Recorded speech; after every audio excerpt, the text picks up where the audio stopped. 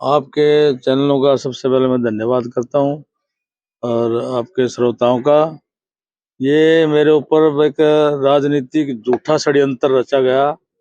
मेरे पे जिंदगी में कभी भी 107-51 का मुकदमा पहले नहीं था इससे पहले, और मैंने उस आदमी को कभी जिंदगी में देखा नहीं, ना मेरे घर आया ना मैं कोई उसके पास गया। और जिस दिन ये आरोप लगाया, मैं सालासर में जो है मंदिर में गया हुआ था, तो ये पहले इन्होंने मेरे ऊपर 302 लगाई, पीसी एक्ट लगाया। उसके बाद फिर जो है इन्होंने जो हरियाणा की पुलिस थी, ये डीजीपी के अंदर जो वो बनी थी एसआईटी जो बनी थी, उसने जो है ना सारा साफ कर दिया था कि भाई ये दोषी नहीं है, इनके खिलाफ पर्चा दर्ज नहीं बनता। लेकिन राजनीतिक बातों के ऊपर जो है मेरे ऊपर धक्के से प्रेशर कराया गया। फिर ये सीबीआई में केस चला गया। सीबीआई ने भी जो है क्लोजर रिपोर्ट देनी थी, पता नहीं किन कारणों से वो क्लोजर रिपोर्ट नहीं दी। डॉक्टर डोगरा की रिपोर्ट आई तो उसमें लिखा गया कि भाई ये जो नीडल लगी है ये काज ऑफ डेथ नहीं है, और ये जो इसने सल्फास ली है, और सल्फास भी इसको फोर्सली नहीं दी गई है। और डॉक्टर डोगरा वो डॉक्टर है इंडिया का मान्य, विदेशों का भी मान्य है, इसने इंदिरा गांधी का पोस्टमार्टम किया था। तो फिर 302 हटा के इन्होंने 306 लगाई। आज जो है ना मेरा सारा परिवार जो है, और हम बर्बाद हो गए सारे। 12.5 साल के बाद 7/6/11 को 2011 को हमारा पर्चा दर्ज हुआ था।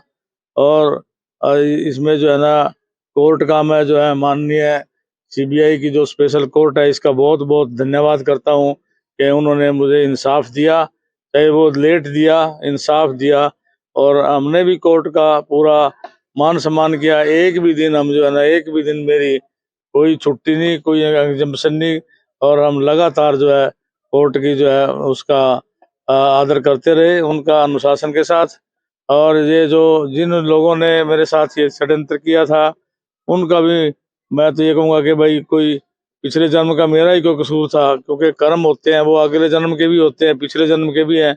इस जन्म में तो मैं अपने माता पिता की, जबकि मैं कोर्ट ने बरी कर दिया, मैं अपने माता पिता और इष्ट भगवान की कसम खा के कह सकता हूँ कि भाई मैंने कभी ये काम नहीं किया, मैंने उसको नहीं देखा, ना वो मेरा जानकार था, और ये झूठा केस जो है षड्यंत्र रचा गया था।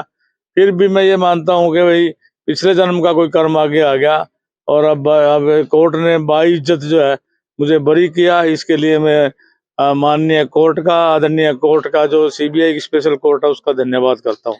तो उस समय जब आरोप लगे थे, आपने अपने पद से भी इस्तीफा दे दिया था, अपनी जो जिम्मेवारी समझते हुए भी पद से, तो अब जो है चुनाव भी नजदीक है, तो क्या आगे ये पारित द्वारा से शुरू करेंगे? आरोप लगते ही जो है ना मैंने 2 दिन के बाद रिजाइन कर दिया था। मैं चीफ पार्लियामेंट सेक्रेटरी था, 3 डिपार्टमेंट थे मेरे पास, मंत्री था मैं।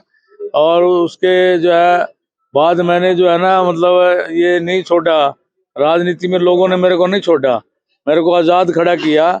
एक बार लगभग मैं 4000 वोटों से पीछे रहा आजाद में, और पिछली बार 2019 में केवल 2500 वोट पीछे रहा। और जो है मतलब आजाद उम्मीदवार में इतना असंध क्षेत्र, विधानसभा क्षेत्र में, एक बहुत बड़ी बात है।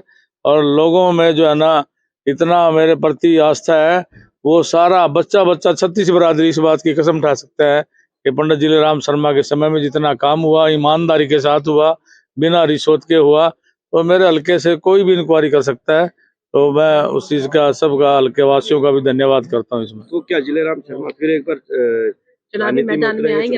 हाँ, चुनावी मैदान में उतरेंगे जरूर, पक्का। जो है ना मैं तो लगातार पर्चा दर्ज हुआ 7/6/2011 को, 2009 से 2014 तक मैं विधायक रहा, और 2014 में चुनाव हुआ वो भी मैंने लड़ा, 4000 वोटों से पीछे रहा। और उसके बाद जो है 2019 में भी मैंने चुनाव लड़ा, उसमें 2500 वोट पीछे रहे, आजाद उम्मीदवार, पार्टी से नहीं। तो जो है अब की बार भी जो है चुनाव लड़ेंगे, चाहे वो किसी पार्टी से लड़े, अगर पार्टी से टिकट नहीं मिले तो आजाद लड़ेंगे। कोर्ट ने आज ऑनरेबली इनको एक्विट कर दिया, और ये केस जो था बिल्कुल पॉलिटिकली मोटिवेटेड था सारा। और इसके अंदर जो था, इन्होंने विटनेस एग्जामिन किए, 14 साल ये ट्रायल चली अब कंप्लीट पूरे, और 14 इयर्स के अंदर मोर देन 153 विटनेस एग्जामिन किए इन्होंने।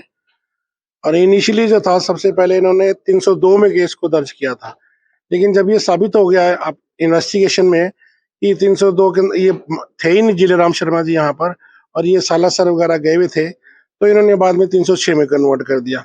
और 306 की कोई एविडेंस किसी किस्म की भी फाइल पर नहीं थी। और इसीलिए आज कोर्ट ने ऑनरेबली इसको बरी कर दिया सबको। तो क्या आरोप क्या थे सर, किन किन को आरोप ये बनाया था कि इन्होंने जिलेराम शर्मा जी ने भर्ती कराने के लिए एक सुनील को इनको पैसे लिए इन्होंने करमचंद से, डिसीज से, मरने वाले से। और जैन साहब के खिलाफ भी यही एलिगेशन थे, जो मंत्री होते थे हरियाणा गवर्नमेंट में, कि उन्होंने भी जो थे भर्ती कराने के लिए करमचंद से पैसे लिए। लेकिन प्रोसिक्यूशन ये दोनों एलिगेशन जो है साबित नहीं कर पाए किसी तरह से भी कि कोई पैसा लिया गया किसी किस्म का भी, ना जिलेराम शर्मा जी के खिलाफ और ना ही मिस्टर जैन के खिलाफ, जो कि अब नहीं है, जो कि जिलेराम शर्मा जी की ड्यूरिंग ट्रायल जो थी वो डेथ हो चुकी। तो मतलब जो 3 आरोपी बनाए गए थे सभी को बाइज्जत हाँ, बरी हो गई। ये राजेंद्र था, उनका पीए होता था जी, अपना शर्मा जैन साहब का, वो भी और जैन जिलेराम शर्मा जी।